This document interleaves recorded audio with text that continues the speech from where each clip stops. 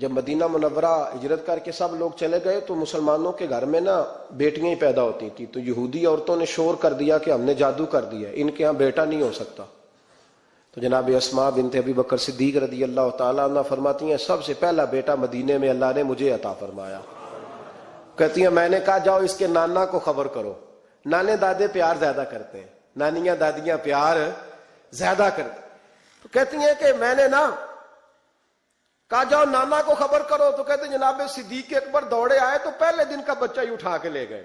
ابا جی بات تو سنے، میں ٹھہر جا سن لیتے، کہتے لپیٹا میرے عبداللہ کو لے گئے اور سارے مدینے کی گلیوں میں شور کر او یہودیوں نکلو باہر دیکھو، تم کہتے تھے جادو کر دیا ہے، اللہ نے ہمیں بیٹا عطا فرما دیا ہے، دیکھو اللہ نے بیٹا دیا۔ کہتی ہے پھر سارا مدینہ گھما کے نا تو مصطفیٰ کے پاس لے گئے، کہا یا رسول اللہ دیکھیں اللہ نے نواسا دیا ہے۔ کہتی ہیں میرے بیٹے ابھی میں نے دودھ بھی نہیں پلایا تھا، میں نے کہا لے گئے ابا جی اور واپس بھی نہیں لائے۔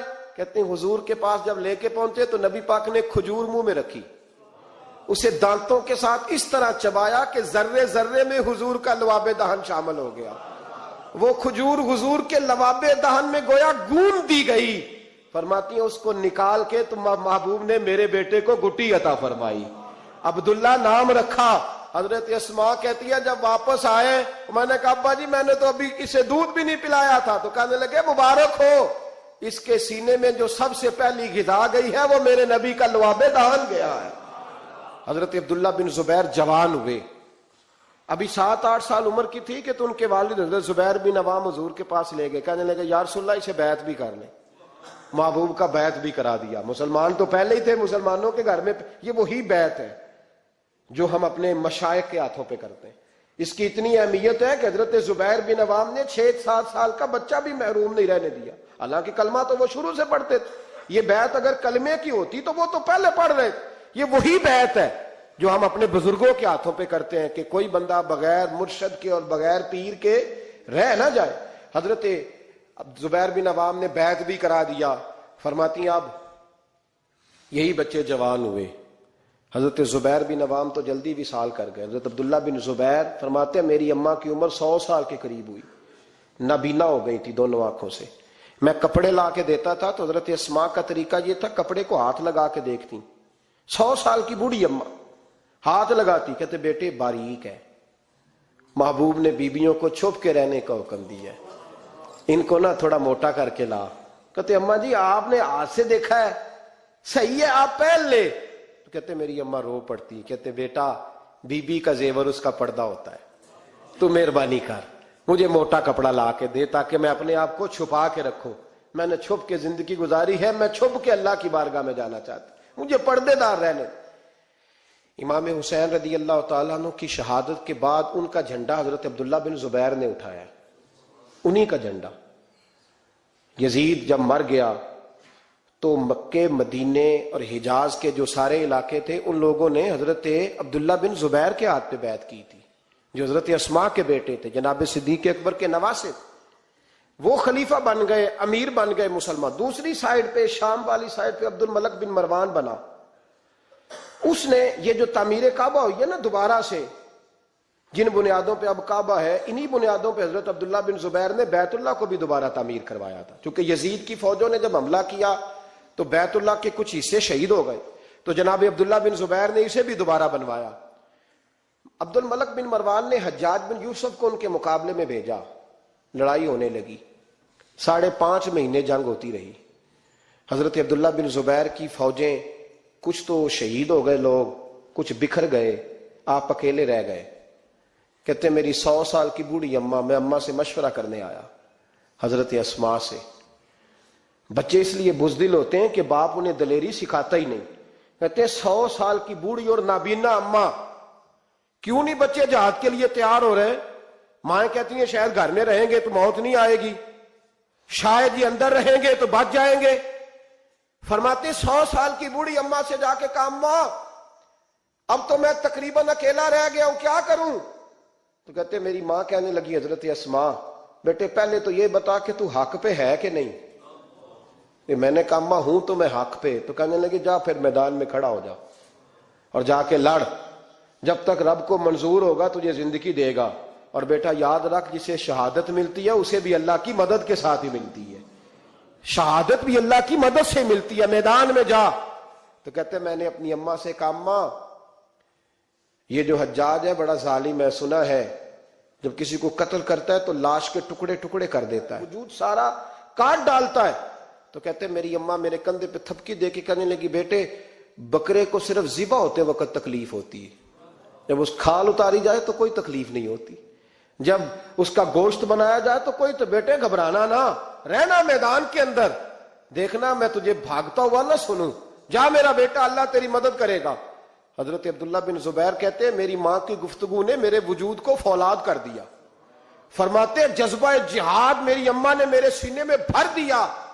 جب میں نکلا میدان میں تو حضرت اسماء پھر پکارنے لگی، کہنے لگی عبداللہ یہ یاد رکھنا کہ تم اس کے بیٹے ہو جس کو میرے نبی نے اپنا حواری کہا تھا، اور نبی پاک نے تیرے باپ کو دنیا میں جنت کی بشارت دی تھی، اور یاد رکھنا کہ تیری دادی مصطفیٰ کی سگی پھپھی تھی، اور یہ بھی یاد رکھنا کہ تیرے نانا وہ ہے جنہیں دنیا صدیق اکبر کہتی ہے، اور یہ بھی ذہن میں رکھنا کہ تیری خالہ وہ ہے جو ام المومنین سیدہ عائشہ ہے۔ بیٹا جب میدان میں لڑنا تو اپنے خاندانی وقار کا ضرور خیال رکھنا، یاد رکھنا تم کون ہو، کس کے بیٹے ہو، کس کے بھانجے، کس کے بھتیجے، کس کے نواسے، خیال رکھنا۔ حضرت عبداللہ بن زبیر لڑے اور جب شہید ہو گئے تو حجاج بن یوسف نے ان کی لاش کو چوک میں لٹکا دیا، مکے کے چوک میں جہاں جنت المالا ہے، اس چوک میں ان کی لاش لٹکی۔ 14واں دن ہو گیا لاش کو لٹکے ہوئے، تو عبداللہ بن عمر گزرے، فرمانے لگے یہ دیکھو شاہ سوار لٹکا ہوا ہے، اور دیکھو 14 دن بیت گئے، اس کے وجود سے جب بھی کوئی سونگتا ہے اسے میٹھی خوشبو ہی آتی ہے۔ اور عبداللہ ابن عمر فرمانے لگے خوشبو کیوں نہ آئے، اس کے وجود میں جو پہلی غذا گئی تھی وہ مصطفیٰ کا لعاب دہن داخل ہوا تھا۔ 14 دن گزر گئے، حجاج نے پیغام بھیجا حضرت اسماء کو میری بات سنو۔ آپ فرمانے لگی میں تو کسی کے پاس نہیں جاتی، اور میں سرداروں کو کیا سمجھتی ہوں، جا دوڑ جا۔ کہنے لگا میں زبردستی بلوا لوں گا۔ فرمایا طاقت ہے تو بلوا کے دیکھ، میں ابو بکر کی بیٹی ہوں۔ حجاج خود ملنے آیا اور آ کے کہنے لگا میرے بارے میں آپ کا کیا خیال ہے؟ تو حضرت اسماء کہنے لگی خیال کیا ہونا ہے، نبی پاک نے فرمایا تھا میری امت میں ایک کذاب آئے گا، ایک قاتل آئے گا۔ کذاب مختار سقفی تھا اور قاتل تو ہے۔ کہنے لگا تجھے پتہ نہیں چلا میں نے تیرے بیٹے کا کیا حال کیا؟ تو حجاج کہتے ہیں ایسا جملہ کا حضرت اسماء نے کہ میری سوچ ہی بدل دی، میں نے کہا دیکھا میں نے تیرے بیٹے کا کیا حال کیا؟ تو حضرت اسماء کہنے لگی تو نے تو صرف اس کی دنیا خراب کی ہے، اس نے تو تیری آخرت خراب کر دی ہے۔ تجھے سمجھ نہیں آئی؟ تو نے دنیا خراب کی، اس نے تو تیری آخرت خراب کر دی، ابھی تو سمجھا نہیں؟ تو کہنے لگا اماں تو بوڑھی ہے، تجھے شاید پتہ نہیں کہ تیرے بیٹے کی لاش لٹکی ہوئی ہے۔ تو کہتے ہیں حجاج کہتے ہیں حضرت اسماء کہنے لگی شکر ہے اللہ کا، شکر ہے اللہ کا، میرے بیٹا لٹک تو گیا ہے پر کسی ظالم کے آگے جھکا تو نہیں نا، شکر ہے اللہ کا۔ اور کہنے لگی شاہ سوار لٹکے ہی ہوتے ہیں، جو شاہ سوار ہوتے ہیں وہ سواریوں پہ ہی ہوتے ہیں، حجاج جا۔ حجاج بن یوسف کہتا ہے جب میں باہر نکلا تو بڑی بڑی تلواریں میرا سر نہیں جھکا سکی تھی، پر حضرت اسماء کے جملوں نے میری گردن جھکا دی۔ لوگ مجھ سے پوچھتے تھے فاتح کون ہے؟ آپ کے عبداللہ۔ تو حجاج کہتا ہے نہ میں اور دوسروں کو تو وہ ماننے کو تیار ہی نہیں تھا نا، کہتا ہے فاتح دیکھنا ہے تو وہ ابو بکر کی بیٹی اندر بیٹھی ہے، وہ سب سے زیادہ فاتح، وہ فاتح ہے، اس کا حوصلہ جوان ہے، جس کے سینے میں ایمان کی قوت تگڑی ہے، جو آج بھی ان اصولوں پہ قائم ہے جو مصطفیٰ نے دیے تھے۔ حضرت اسماء اپنے بیٹے کے شہادت کے 3-4 دن کے بعد ہی وصال کر گئیں۔ 100 سال کی اسماء کا جب جنازہ اٹھا تو پھر دیکھا مکے کے لوگوں نے اور مدینے کے لوگوں نے کہ بادشاہوں کے جنازے میں اتنی خلقت نہیں آتی جتنی اس خاتون کے جنازے میں لوگ آئے، اور لوگ کہہ رہے تھے آج وہ خاتون دنیا سے گئی ہے جس خاتون نے اپنی زندگی کے 80 سال رسول اللہ کے دین کو دیے۔ بھائی یہ بات آج اس لیے ان کا ذکر، چونکہ ان کا وصال بھی جمادی ثانی میں ہوا، اس لیے چھیڑا ہے۔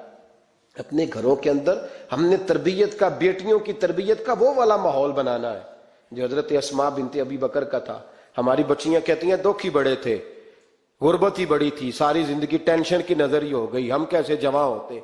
وہ تو امیر گھر سے غریب گھر میں آئی تھی، غربتوں کی ٹینشن نے کبھی انہیں پریشان نہیں کیا، بلکہ ان کے ایمان کو جلا بخشی، توانا رہیں۔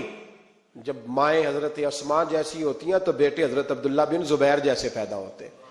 اتنے تگڑے اور دلیر بیٹے پھر دنیا کو ملتے ہیں۔ اپنی بچیوں کی تربیت کریں۔ سارا دکھ روٹی کا ہی ہے، دولت کا ہی ہے، جائیداد کا ہی ہے، کھانے پینے کا ہی ہے، اور بھی غم ہے زمانے میں محبت کے سوا، کچھ اور بھی توجہ کریں بھائی۔ یہ تو ایک جوز ہے، تو ایک جوز ہے صرف زندگی کا، باقی ساری زندگی تو آگے بڑھی ہوئی ہے۔ ان کی تربیت کریں، اصل نہج پر انہیں سمجھائیں۔ حضرت اسماء نے روشن کردار ادا کیا، تقوی، پرہیزگاری، عبادت، سخاوت، رسول اللہ کی نوکری، نبی پاک کی کامل محبت، اپنے بچوں کی تربیت، حضور کی ہر بات کے ساتھ وفا ان کا ترہ امتیاز رہا۔ وہ ہمیں سبق دے کے گئیں، اگر دنیا میں زندہ رہنا ہے تو محبوب کے بن کے رہو، زندہ رہو گے، تابندہ رہو گے، پائندہ رہو گے، ہمیشہ مدحت خیر الانام میں گزرے۔ دعا ہے یہ عمر درود و سلام میں گزرے۔ آخر دعویٰ یعنی الحمد۔